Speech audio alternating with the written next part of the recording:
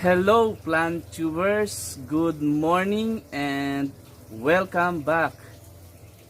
Today we are here in our succulent and cacti garden. So these are the succulents and these are the rest of the succulents and cacti that we have. But in this video, we are going to talk about Calathea plant. So in this video, we will gonna discuss what is Calathea, and we will gonna transfer or transplant some Calatheas, and we will gonna rescue some Calatheas that is located here in our garden. So please stay tuned and watch the whole video.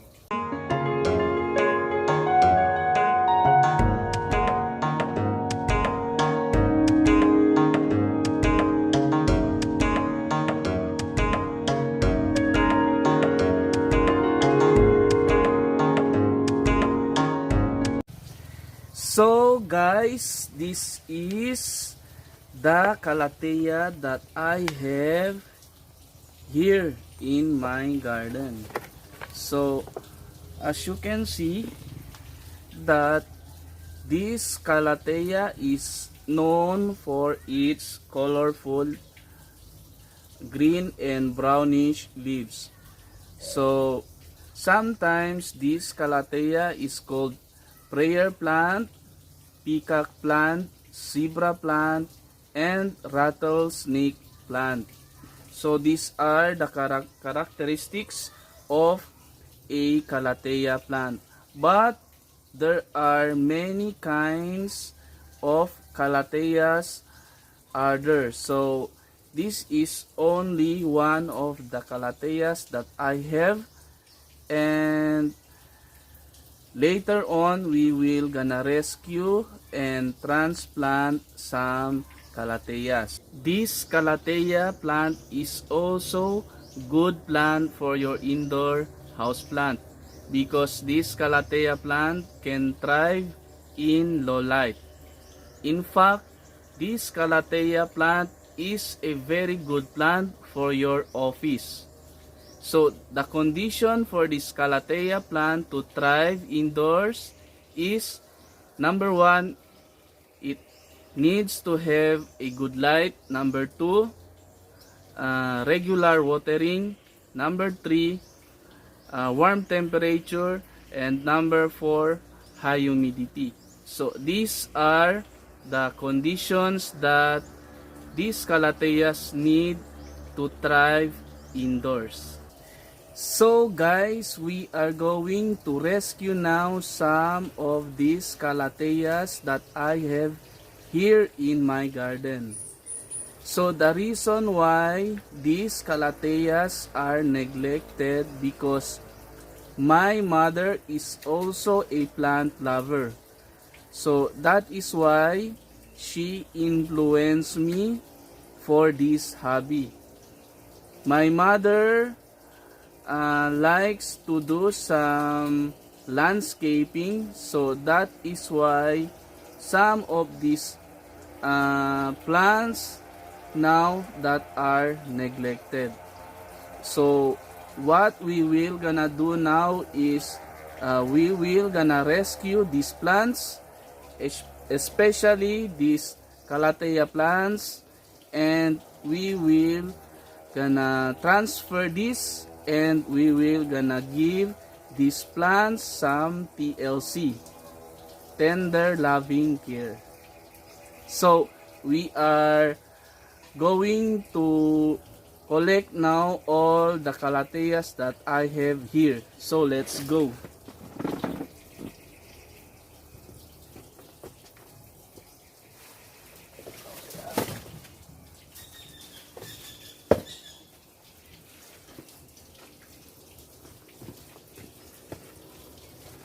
Well, as you can see, we have a Calatheas in here, and I think these Calatheas are very dry. So these calatheas need to have some soil, because these calatheas lack soil and we need to water this. So these plants, as we have said earlier, these plants need TLC, so tender loving care. So guys, we are here in the location where we have some calatheas that we have to rescue, and we will gonna use this. So in our language, we call this a hilamon. So we will gonna use this hilamon, and we will gonna take some of the calatheas that we have to rescue. So let's go.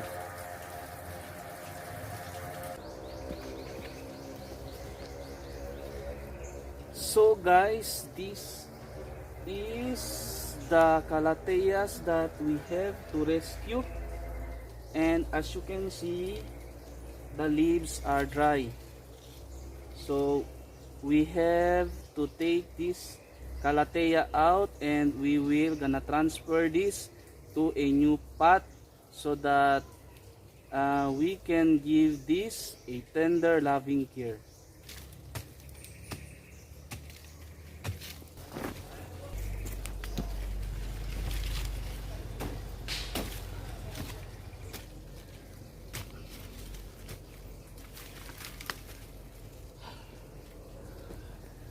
Whew. Well, as you can see, these plants are already dried. So this plants is so lucky that we have rescued it. So we have some calatheas here, so we also need to rescue them.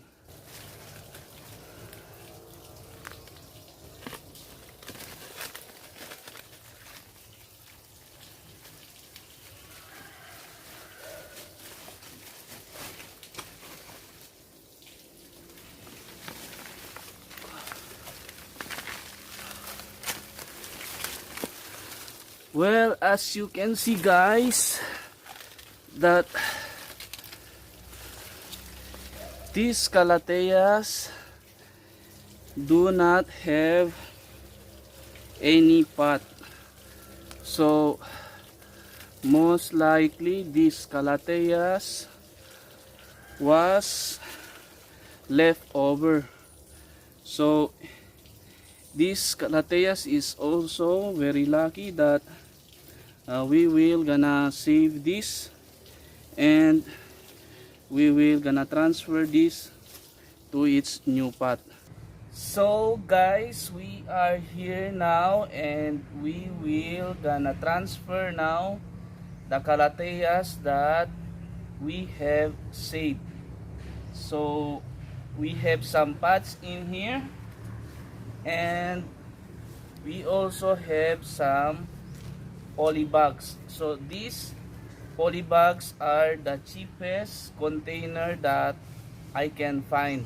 So for me, this is very useful if you do not have any permanent container. So this polybag can give you some temporary container. So we are going to transfer now the calatheas that we have saved. So first, we have this almost dying calatheas. So we have to cut or remove first all the dead leaves.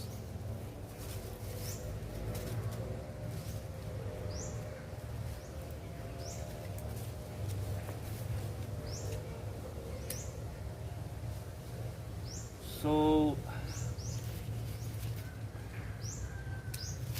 I think that some of these leaves cannot make it because it is already too old, and the color of these are already brownish, so we will gonna remove this. So what will remain are the new leaves. So maybe we can save this whole plant.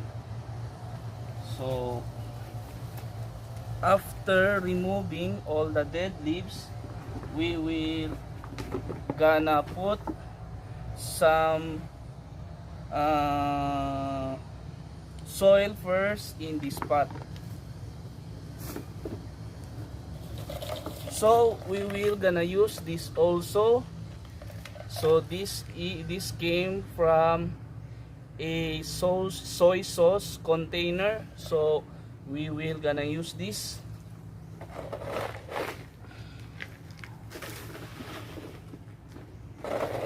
So first we need to fill almost half of this pot, because we do not want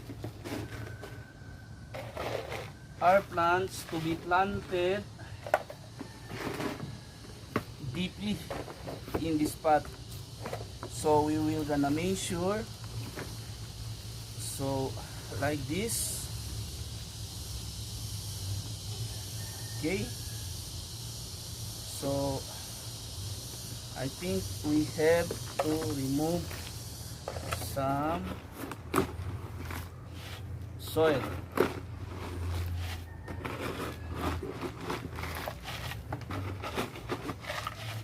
Okay, maybe that is okay. So I think this one is better. So we will gonna add some soil now. So this is how to repot your plants.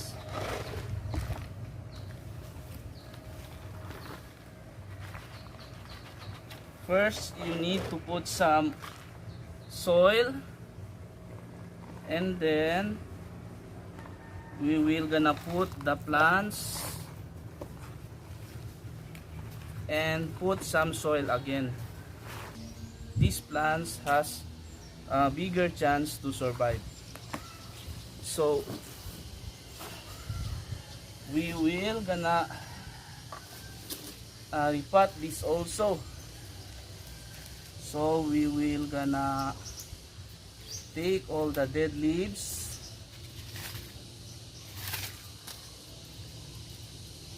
like this, and we will gonna remove all the older leaves also.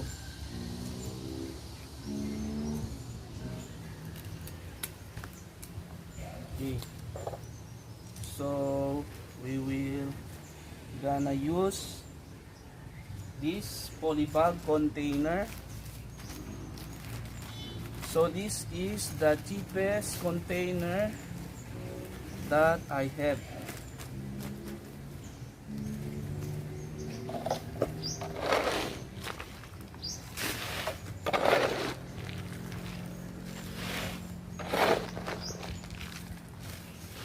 So if you want to make a hobby out of these plants, you don't need to spend much money. Just to be with this hobby. because you can use containers like this, or you can buy some poly bag. So these are very cheap. So I think this is a okay. So first we have put some soil. So this is how to transplant. First you have to put some soil, and then we will gonna measure the depth that what we need, and then we will gonna add some soil, and make sure that your plants is on the middle of the pot.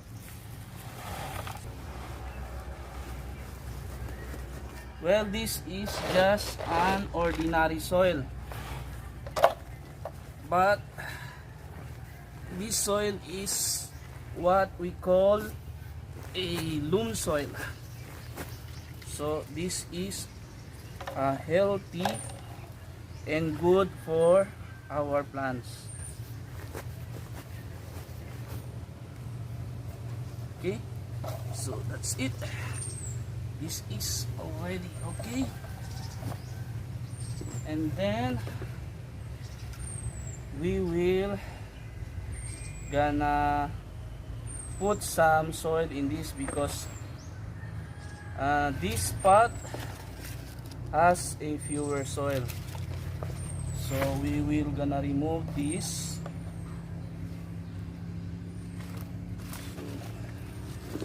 We're gonna use this scissor, because our hilamon is missing.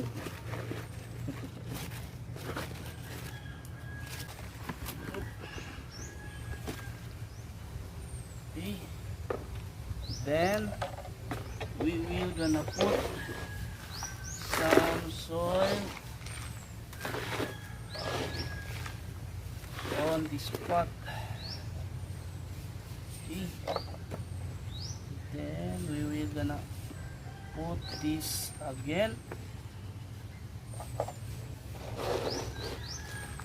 and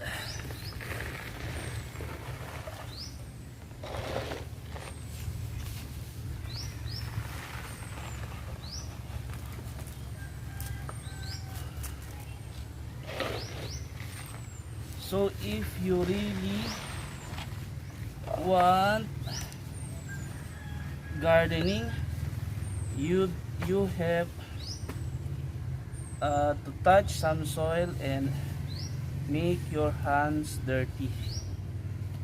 So this is how to be a gardener.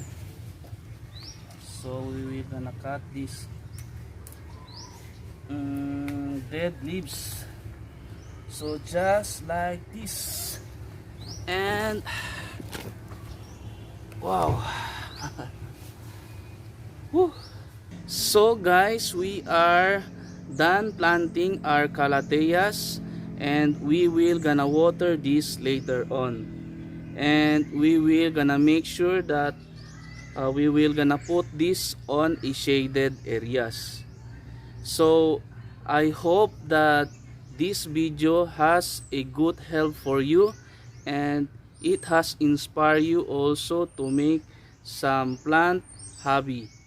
So that's it, and I hope you may help me also from building my channel. So please don't forget to like and subscribe this channel, and please hit the notification bell. So that's it, and until next time, this is your channel, the PlantTube channel.